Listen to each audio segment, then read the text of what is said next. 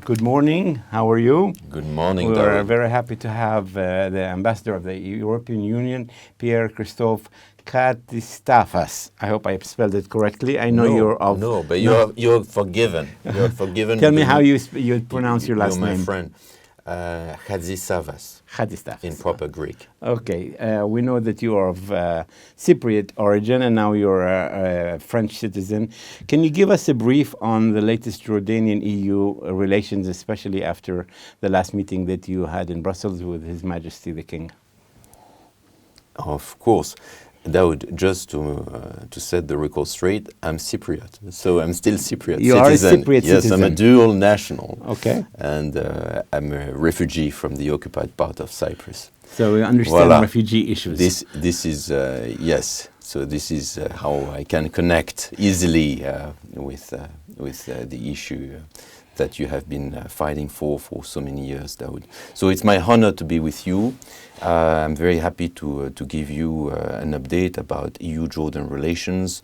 Our conversation takes place in the wake of His Majesty's visit to Brussels, where he had very important conversations, engagement with EU leaders, with the President of the European Council, with the President of the European Commission, with the President of the European Parliament, where he gave them his views, his vision about regional developments, especially the question of Palestine, but also Syria and Lebanon, but where also he managed to make an extra mile in our bilateral relations, between EU and Jordan. So I would be very happy to develop on those matters. Yeah, we need to know the objectives of the comprehensive strategic partnership that you, the European Union and Jordan signed, which was reported $3 billion in total. Can you give us a bit more details of how that works and its benefits to the people of Jordan? Absolutely, absolutely. So, you know, the EU and Jordan have extremely close relations based on a common world vision, based on principles, based on our shared commitment to international law, to the principles laid down in the UN Charter. And we have a very strong contract, legal basis for those bilateral relations, which we call an association agreement. So of all our neighbors, Jordan is really at the top of our list of closest allies, I would say. And this association agreement, which was sealed more than 20 years ago, is the framework, like a treaty that is binding also to all EU member states. What we noticed in our relations with Jordan is that very frequently, in fact, every 2-3 years, we feel the need to elevate our partnership. We feel the need to advance, to make an extra step. And this is exactly what happened over the last couple of months, where we revisited our priorities, we reset a number of objectives, and all those objectives are now enshrined in this strategic and comprehensive partnership. If you look at this document, which is a very short document, it includes 5 chapters. First of all, on political matters and political dialogue, we want to intensify the frequency of our engagement. We want also to acknowledge the fact that King Abdullah is the natural interlocutor of all our leaders, and we wanted to commit to meet at leaders' level more frequently than in the past. We wanted also to express a standing invitation to Foreign Minister Safadi to engage with all foreign ministers in the EU, and we wanted at lower level, at the level of senior officials, at the level of bureaucrats, to have a framework for intensified dialogue on a number of issues, not just the regional issues, but also bilateral issues, such as security and defense. That's the second chapter of the partnership, and we committed to advancing or or military cooperation, also a cooperation in the area of counterterrorism. I will be happy to elaborate on those issues. Then the third and very important chapter in our relations is investment and trade. And on this one, we committed indeed a support package that is very significant, 3 billion euros. I will unpack it because I need to explain how it works and how we can make the full use of this package. Then the fourth chapter is about human development. And you know that the EU has been a standing partner of Jordan when it comes to quality education, primary, secondary education, universities, through our program Erasmus, which is a success story in Jordan, but also through scholarship schemes, including for vulnerable Jordanians and Syrian refugees in Jordan, giving them access to top-class Jordanian universities, such as the University of Jordan or the Hashemite universities or many other universities across the country, including Yarmouk University in Erbil. And also we have a focus on TVET, vocational training, but also health. So all social sectors, you know, we are also, and it's an area where Jordan is leading in the Arab world, the issue of disability. We have been a standing partner of the Ministry of Social Affairs, trying to work on the deinstitutionalization of people with handicap. So we will continue this important work strong. And sorry, I have a last one, which is migration and the response to the refugee crisis, where we wanted to signal to our Jordanian friends that we will sustain our support to the refugee crisis and also to the protracted Palestinian refugee crisis through UNRWA. Okay. Our people, our listeners, are interested especially in the economic one. Our businesses have not succeeded in taking advantage of the opportunities from previous ones about sources of goods and so on. Can you explain to our listeners about the economic benefits that this agreement will have, and will they feel it in their pocket, or is it more theoretical? How does that agreement affect the average person? So, you know, I know, you know, we are sometimes frustrated. We, as citizens, we have our concerns about the price of living and the level of unemployment. But if you look at the facts and data, then you realize that trade relations between EU and Jordan are solid. In fact, the EU is the second or third, at times second trade partner of Jordan. So we come second after Saudi Arabia, and we are, depending on the year, at the same level as China when it comes to trade exchanges. The problem in the EU-Jordan trade relations is it's a relation that is unbalanced, in the sense that Jordan will import more than 6 billion euros in terms of value from the EU at all levels. It's agriculture products from Romania, it's machine and equipment from Germany, it can be services from others, but the level of export from Jordan to the EU is not yet satisfactory.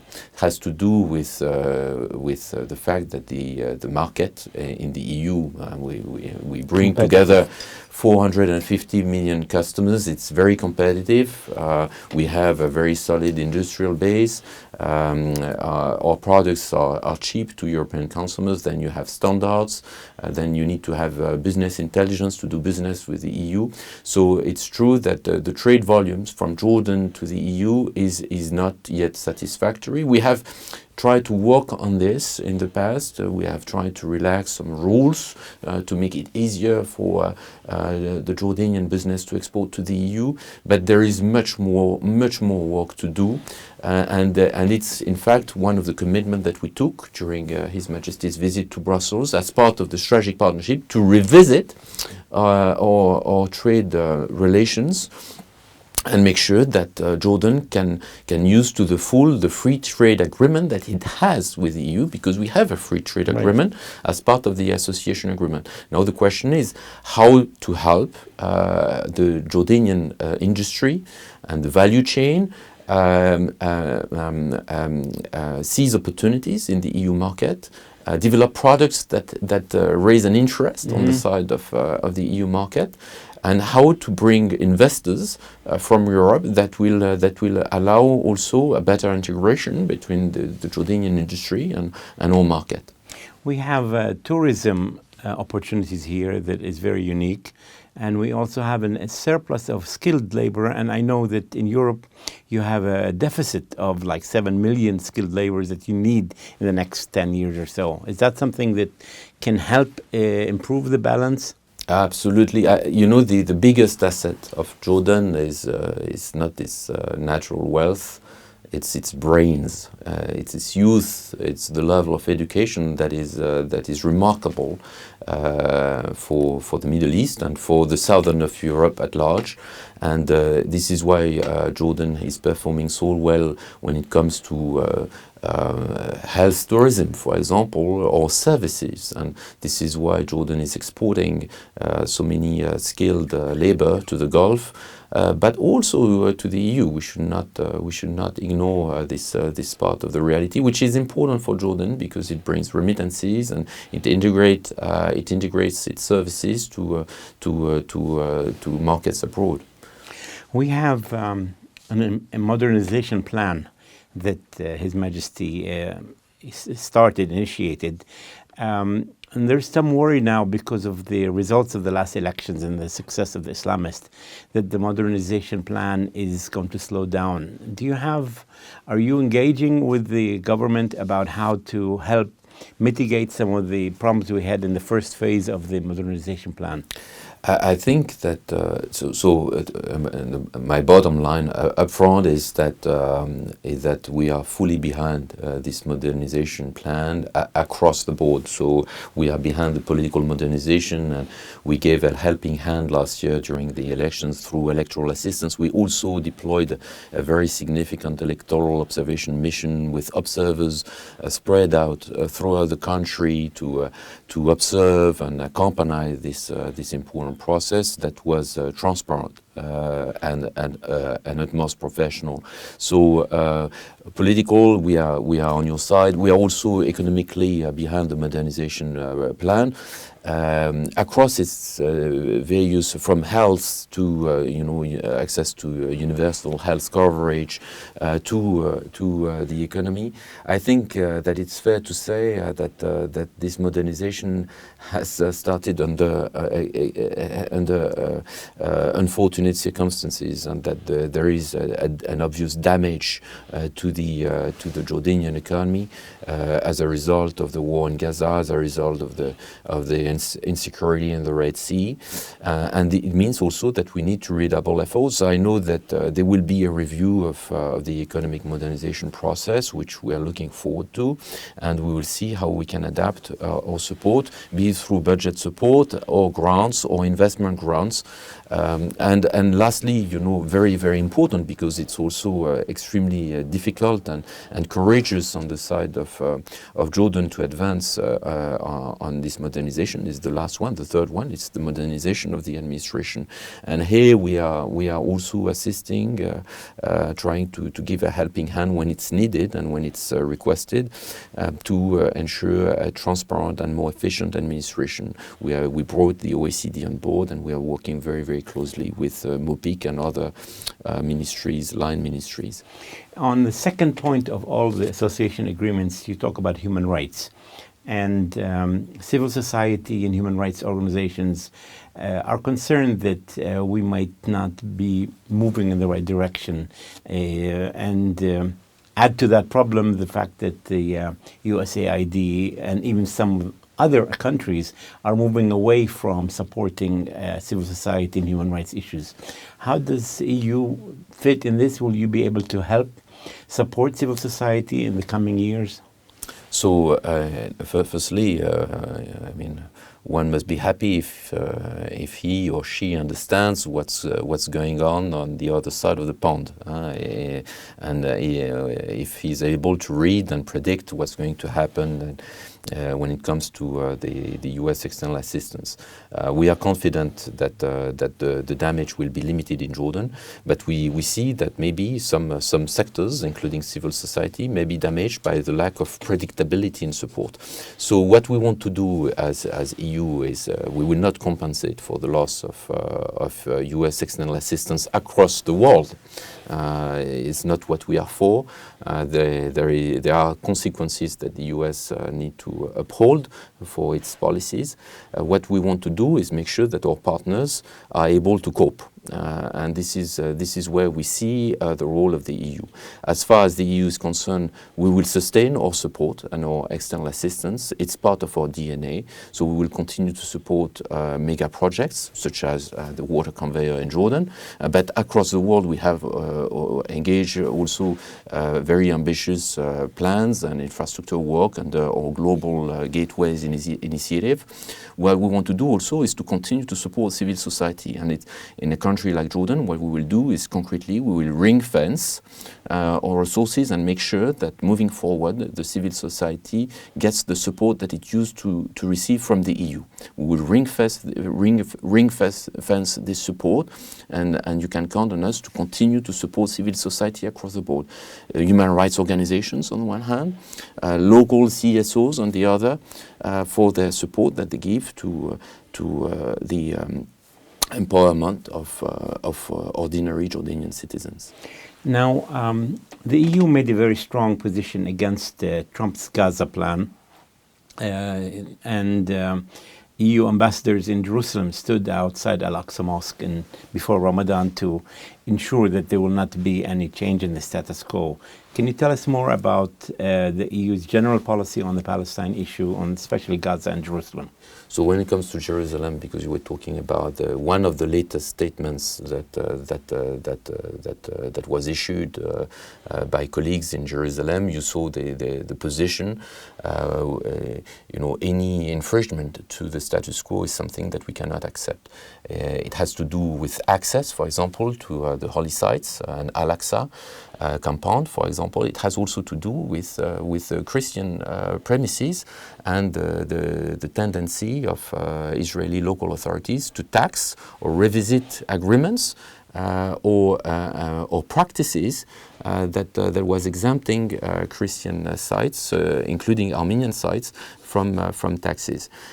For us, the custodianship and the special role played by the Hashemite in Jerusalem is critical. It's an integral part of the status quo, and we will continue to fight for the preservation of this very, very delicate and critical status quo for all religions. When it comes to the Palestinian question more generally, indeed, I mean, a number of recent initiatives have tested or resolved an opposition. I have in mind, for example, the Riviera plan or some other plans made by the Israeli government or announced by members of his government about humanitarian bubbles, forcible transfer of Palestinian civilians within Gaza. The reason why the President of the European Council went to the Cairo League of Arab States Summit is that we support the Gaza plan prepared by the Arab group. We do support this reconstruction plan. We see that it's the right basis for discussion. It's the one that is in line with international law and that will prevent any forcible transfer or displacement of Palestinian civilians. Now, EU started lifting the sanctions on Syria, but a few days ago we had an increase in violence that it has ethnic background. Some of the minorities were hurt. Will the process of lifting continue, or will you pause it? How are you looking as a EU to the Syrian crisis? So what we said, Daoud, is we haven't lifted or revoked all sanctions. We have suspended them, with the possibility of reimposing them if things go wrong. What we want to see is a political transition that is inclusive, that is respectful of international law and human rights law. Obviously, what happened over the weekend, this terrible massacre, is a matter of grave concern. So I don't think that we can ignore this risk. And I think that there will be increased pressure on Damascus to deliver on all its commitments, including the commitments related to the transition and to the inclusivity. Or will through the suspension of all sanctions, especially on the banking sector, Syrian banks, the central bank in Syria, but also the energy and transport sectors, is to bring some oxygen to the Syrian economy. This sanctions regime was imposed to prevent the Assad regime from continuing its policies and its violations. It's a sanctions regime that is not designed to prevent or hamper the political transition. So we will continue to revisit all sanctions, make sure that we bring some oxygen to the private sector so that Syria can recover, including in areas of return of refugees.